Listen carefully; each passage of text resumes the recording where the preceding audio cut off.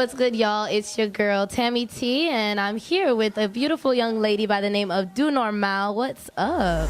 It's not my fault, I can't control it when I'm going insane. And in my heart, I'm only reaping what I'm sowing insane.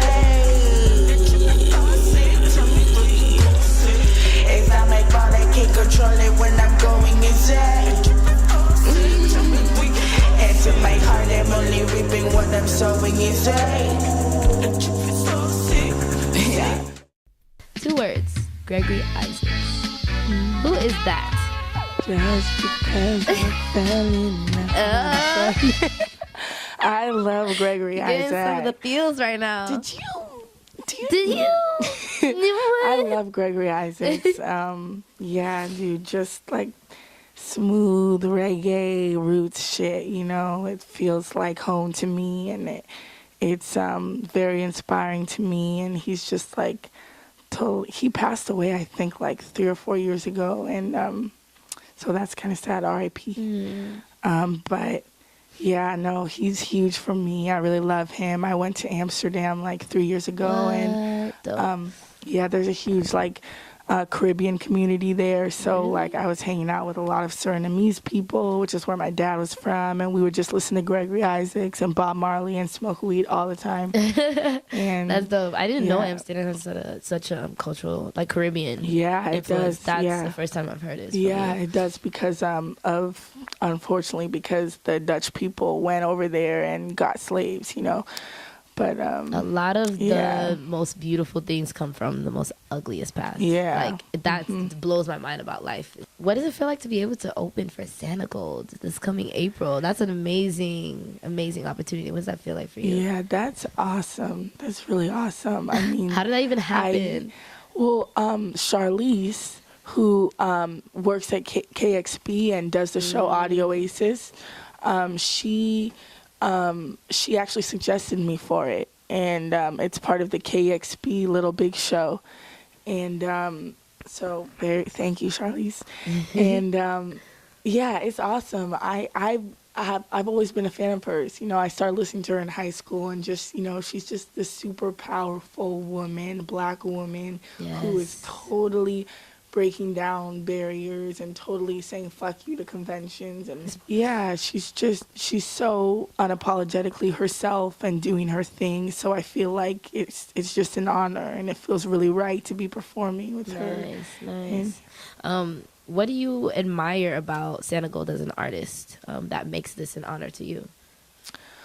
I think I admire her authenticity and just being an artist who feels independent enough to make a sound that is not being heard other places. You know, it's a risk to make music the way that she does, you know, but she takes that risk, and it works because she does it confidently, and she's very talented, and she's just, you know, she's doing what I want to do, which is to kind of make my own path, forge my own path, and do my own thing, and hopefully people will feel it. And it makes sense that her path is something that you're like, that is something I would love to be a part of. So that kudos to you. I'm really excited for you. Thanks. I would love to go to that show. Don't know if that's possible. Don't know where it's at. Where is it going to be at? It's going to be at the Neptune. Oh, it's going to be here. Yeah. Okay, cool. Unfortunately, it's sold out. Not surprise me. That does not surprise me. That is amazing. And I don't think Santa Gold has came to Seattle yet. I think this might be her first stop. Ooh. Like the first time that she's been in Seattle. So that's exciting. That will be a big deal too. Because I know she has a lot of fans here. So that's a nice opportunity for you to get yourself out there. All right, love. When did you start writing? I started writing when I was really young. You know, like scribbling, you know, before I knew words, because I was just really attracted to pens and paper and like office materials since I was really young.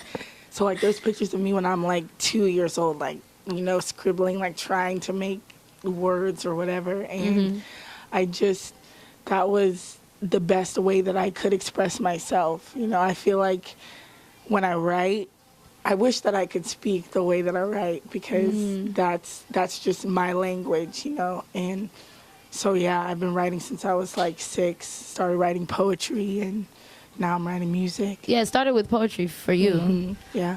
How did that transcend into music? Like, did that make it a bit easier for you to create your own sound and your own lyrics? Like, I feel like writing is very essential. If you don't have that skill, that kind of might hold you back. Yeah, totally. I think it was like a very easy transition from writing poetry to music. My poetry was always kind of musical. But yeah, I kind of felt like there was something more that I wanted to do. You know, I wanted to take that next step because I've always loved music and been musical. So it just felt right after a while to start making music, and the music world and the music community seemed like more of a fit for me. So I like that. You're relatively new to Seattle, correct? And what caused you to gravitate towards the city? The sole reason why I'm here is because of Raven. We met at school, and after I graduated, I just decided to join him here, make some music together. And What school did you go to? we went to Sarah Lawrence College in New York. What were you studying at that time?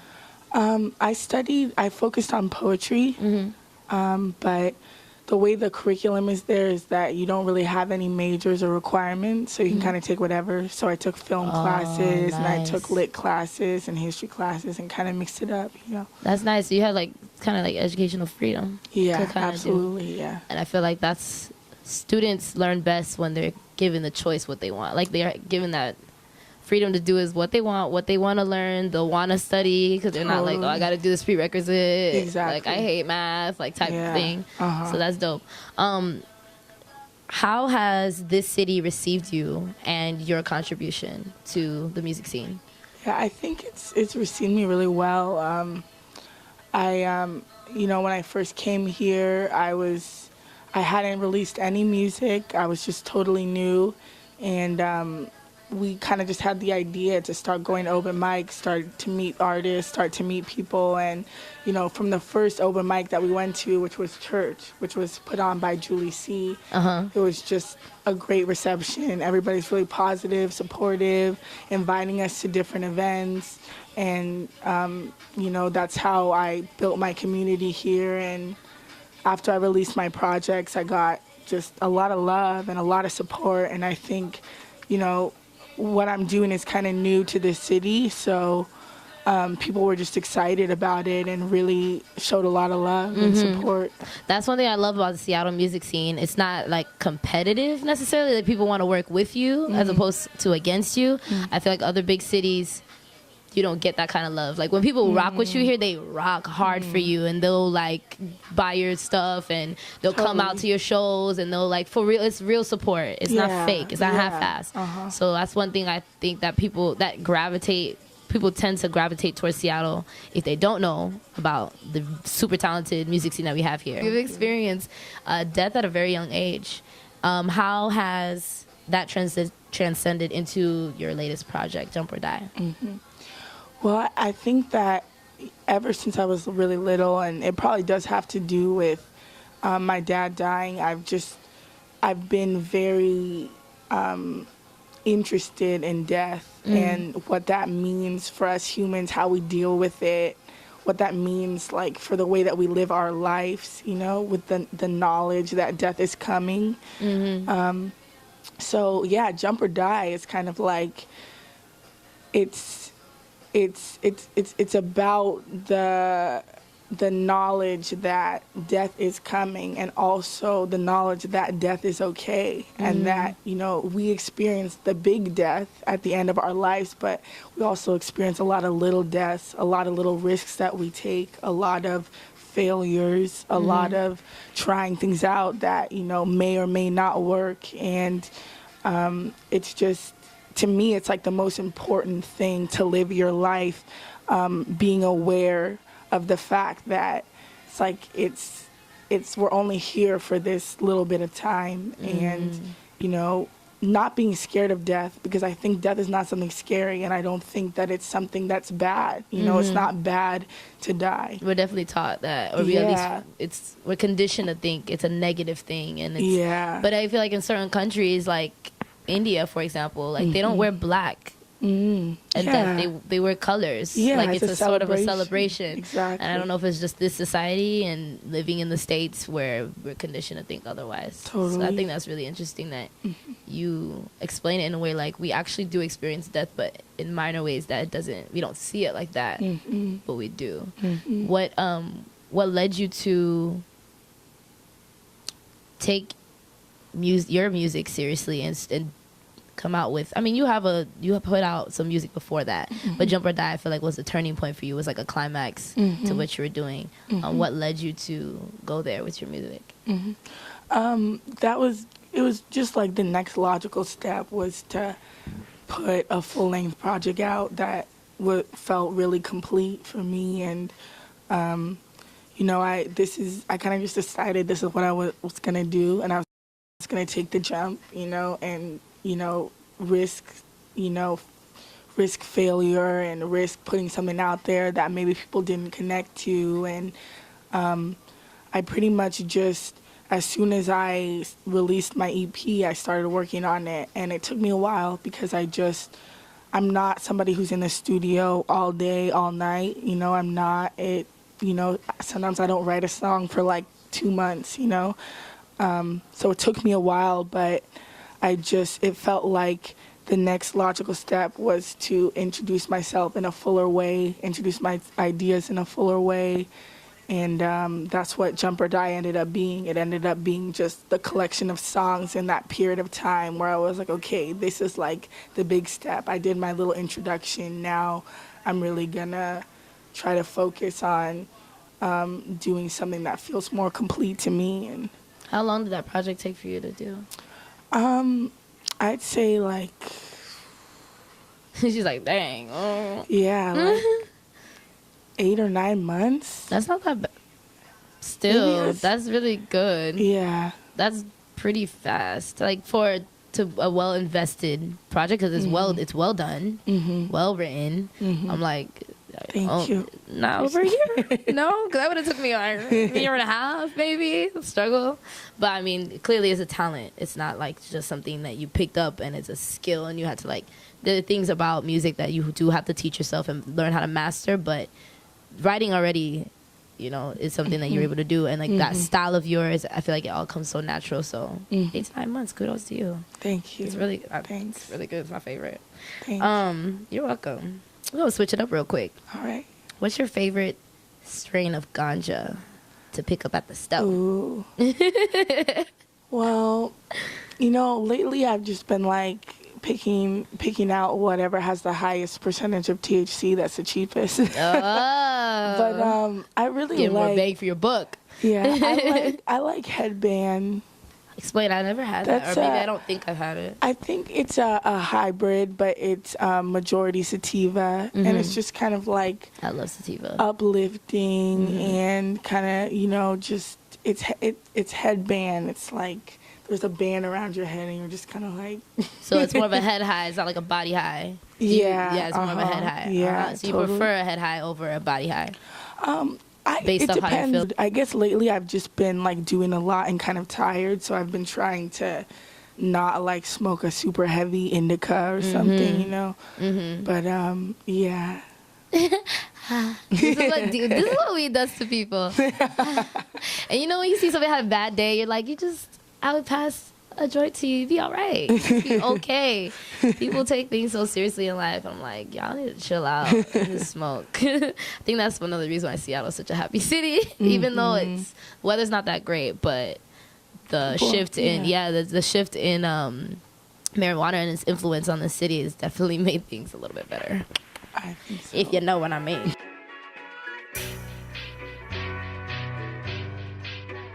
Yeah, so it was inspired because, like, in these dreams, for example, one of them, there were these big, huge canopies of cloth that just, like humongous, like, miles wide that just came falling from the sky. And I was with these people, and we were in this field, and, like, everybody was just, like, crying, and, like, what is this? Like, this is the most, like, spiritual and life-changing thing, because this is not possible. And so I wanted to write a song about a moment like that. And my idea was that you're like, you know, just outside or you're riding in your car, and then like all of a sudden these huge horses, like stone horses, jasper horses with wings, just like appear in the distance, you know, and they're like just there, you know, like big mountains. And how would that change our reality? You know, it would change us forever. It would change our whole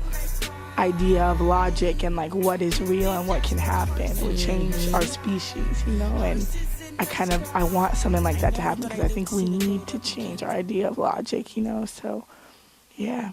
How have dreams also affected you in terms of the other songs that you've written and other bodies of work that you have invested in? Yeah, well, excuse me. I think the whole sound of the album is kind of dreamy. You know, it's like I feel like I spent a lot of my life in a dream world in my head, and it's like a place of freedom, and that's why the songs are so free, and they're kind of like joyful but also kind of dark, because it's like that's what dreams are. They're like, they can be dark spaces, but they can also be really light spaces. And I think the whole sound of the album is very much dreamlike and kind of airy and free. So it's basically surrounded in a dream. Yeah. A dream within a dream. Inception. You weren't ready. I just like realized like, oh, that's like Inception. It's like you're in a dream, falling in another dream, in a dream. Yeah. And you get lost in the dreams. Like you don't know which dream you're in, the fifth, fourth one. Do you produce any of your tracks? No, not yet. I would like to. That's why I have all this equipment here, so I can try to learn how to do that, because I really like to. What are those? What is this? What is this? This is a voice mixer. So like, you know, it does different stuff to your voice, and this is like a pad machine for Ableton. Exactly. Okay. That has a lot of like. There's so many buttons. Totally. Way more than I'm used to seeing. Right. Never ending. That's dope. So you're working on like adapting other skills. Yes, exactly. So your focus is mainly like writing. That's what you do, and then you have someone else produce. Yeah. I have other people. Yeah, you have quite a few. Like, for example, Brick Bill. He's produced quite a few of your tracks. How has his production, like, how do you two work together? How has he been able to connect your vision into music and make that happen production-wise? Like, you'd be like, this is what I wanted to sound like, and how has he been that person to do that for you and help you out in that way? Yeah, I really love Breakbill's sound. I'm really drawn to it because it mixes all of the different elements that I feel like are kind of alive in my music. You know, he kind of does this like ambient trap, like dreamy, elevated. Yeah, totally. And it's like that's kind of the sound that I've been drawn to recently. And I'm not the type of person who is like, this is the only sound I want to make music on. Like, I go through stages, but right now I've been really enjoying making music over his beats. And he kind of just like makes stuff, like he listens to my music and he makes beats that he thinks I would like and that I would relate to, and then he sends them to me, and that's kind of our process. That's dope. It's not easy to find someone who's able to match your vision of what you want. Yeah, totally. Or at least like meet you halfway. Like, oh, I wouldn't think that this would vibe, but this works. So that's dope that you were able to find that work relationship with someone. Which other producers have stood out to you that you already have worked with? And how did you, like, for example, how did you meet Break Bill? I met Break Bill at the first show I ever did in Seattle. It was church. The show that was put on by Julie C every month, and I just, you know, he was doing his beats, and I got on his beats and freestyled a little bit, and so that was like our first connection, was me rapping over his beats, you know. So kind of just went from there. It was really organic, and ever since then we've been kind of partnering together, and we do shows together. I like that. That's dope. Yeah, sorry, I had to ask like 3 questions, but which other producers are Oh yeah. One who is on my EP and also has produced a song. He produced "Less I Want To" on Jump or Die. His name was Roach Carter, but now he goes by Secret Spanish. And he is I just realized like she just said that to me. He's in New York right now, and I met him going to school in New York. He was a good friend of one of my friends, and he totally has. He's really talented, and he's doing his own thing. Like I feel like he's not making as much music right now as I want him to be making. You hear that? Public announcement. Get your shit. I want him to be sending me more music, but just because he's so talented and like I love his sound, and it's like totally spacey but trappy and like beep, beep, beep, like alien. What was that? Pew pew pew pew pew pew pew. I love space sounds. Yeah, totally. So yeah, he's definitely one of my favorite producers to work with. And then there's Mario Castellini, who works a lot with Raven, and they have a whole thing. But I'll let him talk more about that. But I am gonna ask that. Yeah. Teaser for you guys by her. Yes. You weren't ready. Yeah. I would love to know your relationship with your kitten, because I'm in love with your kitten. Oh. See, I just wish you guys. I wish y'all could see this, but. She's just love. Like, she just bounces around. She twirls everywhere. She'll, like, fiddle in the corner, but then she'll come back and love you and then leave. What is your relationship with your kitten? Yeah. Or your cat? I don't know how old she is, but... Yeah, I really love her. I wasn't a huge cat person before I had her. I really love dogs, but I can't have a dog here, so... It's hard to have a dog, too. It's a lot more work. Yes, exactly. So, yeah, when we got her, she kind of totally changed my view on kittens. And, like, she's just super loving and super cuddly. And, like, she I don't know, it's like she's the first animal that I really, really loved and, like, feel like she's my child almost, you know. So I have a strong connection with her. And, that's dope. Yeah. How long has she been a pet of yours? Let's see, I want to say, like... 4 months. Oh, it hasn't been that long. 4 months, 4 or 5 months. Yeah, she's still kind of a little baby. Yeah. That's what babies, like kids and like animals that are like so cute. That's they cause me to talk like that. You're so cute. What influences did you have growing up aside from your poetic gift that directly impacted your work today? So like, were there any people in your life that influenced your work, or any artists or legends that have influenced your work and your upbringing? Yeah, I feel like my music is totally a product of like just, you know, growing up in a big family with a single mother, and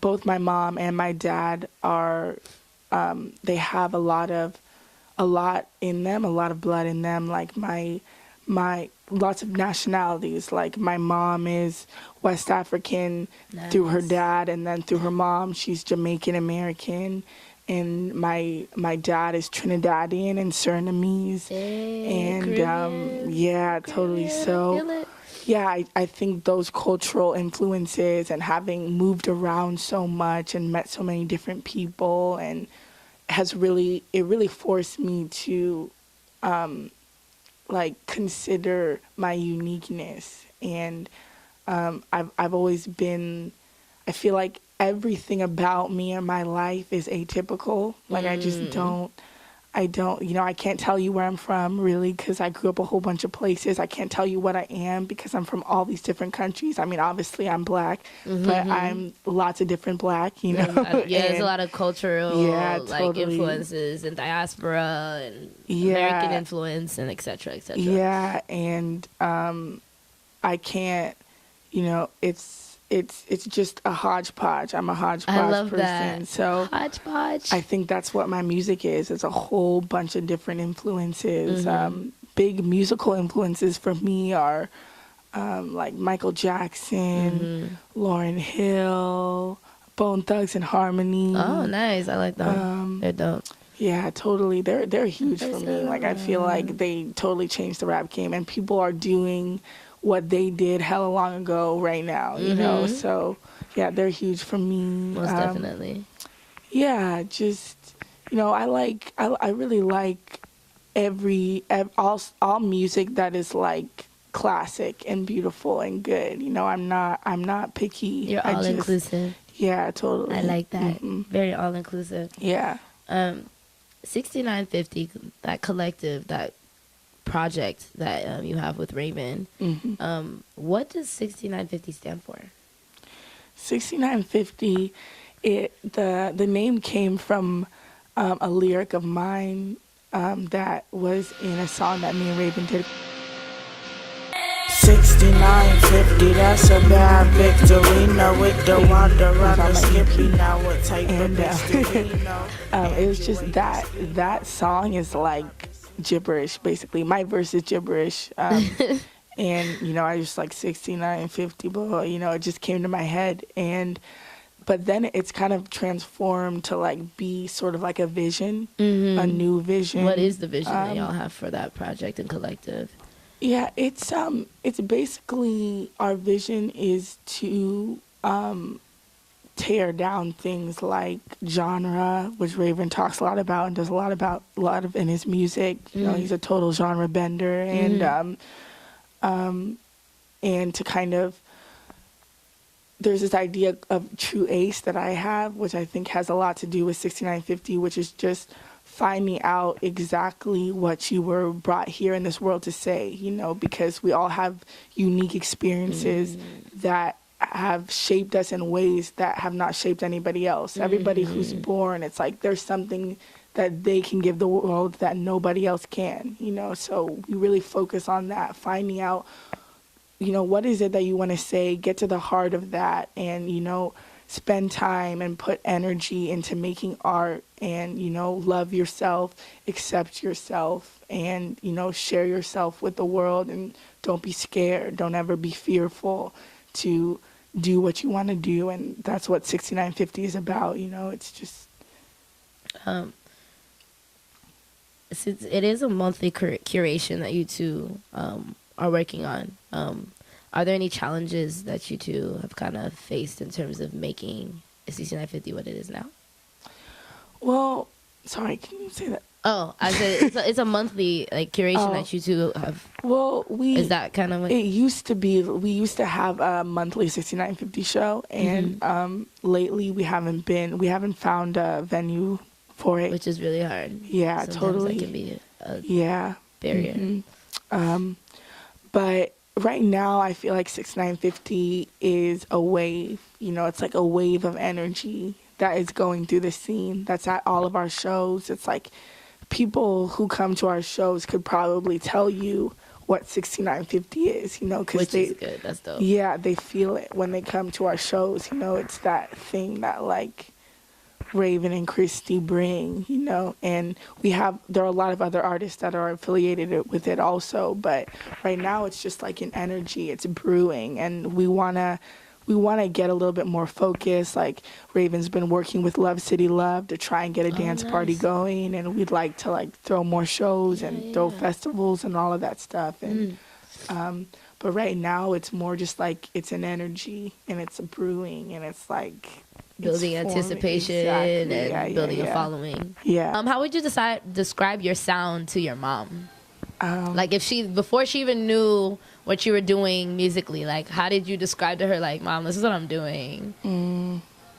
Like how would you describe it to a mom? Yeah, I guess like for my mom, I would try to use her reference point. So I'd be like, I'm like Michael Jackson, but with a twist of Aretha and a little bit of Lauryn Hill, and You know, she's not really like, she doesn't listen to like electronic stuff or, you know, but so I don't really know how I'd reference that part for her, but yeah. You give her a feel of like your sound. Exactly, yeah. Okay. I just thought it would be interesting to explain to like a parent or like a grandpa like what you sound like, because like how do you explain that to that generation is just so different, and their time of music is so different. Us young folks are bringing a new wave of music, but we definitely are collecting from the past. Like it's not like it's brand new, but we're pulling from so many past legends and combining and creating something of our own. So I was like, how do you explain it to someone who didn't grow up in this time, and but you know they'd enjoy it if they were willing to listen? So that's why I wanted to ask you that. What is your favorite candy to tear up? Like, what is your favorite candy? Like, you'll go to the store and like that's your go-to, and you don't really want to share, but you'll be nice. Butterfingers. Butterfingers. So you like the crunch? You like caramel? Yeah, it's peanut butter. It's peanut butter? Yeah. I'm not a Butterfinger person. Oh, really? I'm like a Sour Patch. Okay. Fruit snacky. I can get down with Sour Patches too, but PTO type girl. Oh, that's not my thing. I'm a sweet and sour. I love sweet candy, but I like a little. No warheads. Y'all just forcing it there. That just tastes nasty until it gets good. Like I don't like that, but I like the contrast of some sour with sweet. First they're sour, then they're sweet. I feel bad. I'm not getting paid for that. Okay, I'm not getting paid for that. Okay, that'd be nice if you want to sponsor me. And last but not least, I would like to know if you have any skincare tips for any of the beautiful black beauties out there, because you have beautiful skin. I was like staring at her skin like, damn, her skin's nice. Thank you. And I feel like a lot of black women. Well, one, we haven't been. It's not. Well, growing up in the States, it's not common for us to know what we need to be doing with our skin, our hair. Like, it's definitely a part of our culture if we go back to our roots. But we haven't been taught that growing up. If you grew up in the States, you're like, oh, I don't know what I need to be using with my skin. Like, what am I supposed to be doing with my hair? And you always think that you need to change it and alter it when really this is what we're supposed to. This is what we're supposed to be rocking it. So what do you do to keep your beauty up every day? Yeah, well, I would say that probably the best thing for skin is just drinking water. I feel like I'm just like, it must be good genes, because I'm like not that blessed. I'm not that up on my skincare or anything like that. You know, I'm like not the person to talk to be honest. But that's all good. Water is key. Yeah, water is key, and I don't even drink enough water. I'm just like talking out of my butt right now because I can't. I've heard that if you drink water, a lot of water, you will have nice skin. And I mean, black skin is just beautiful no matter what, you know. It's just beautiful. So just love it. Give it love, you know. All the love. Coconut oil, shea butter, whatever you gotta do. And last but not least, where can, well, at least, do you have any other shows coming up before this big one in April? Yes, I have so many, and too many to name, but if anybody wants to check that out, you can go on my Instagram, which is at DoNormaal, or my Facebook page, which is facebook.com/DoNormaal. Oh, okay, we're done. That's it? And then any other spaces that you can be found, like your music? Oh, SoundCloud, soundcloud.com/DoNormaal. Yeah, and then I have a website, DoNormaal.com, and it's kind of in the works right now, but yeah, go check it out. You can see some stuff. Oh, you're so great. Thank you so much for sitting down with me. You're welcome, love. I'm so happy that we got to do this.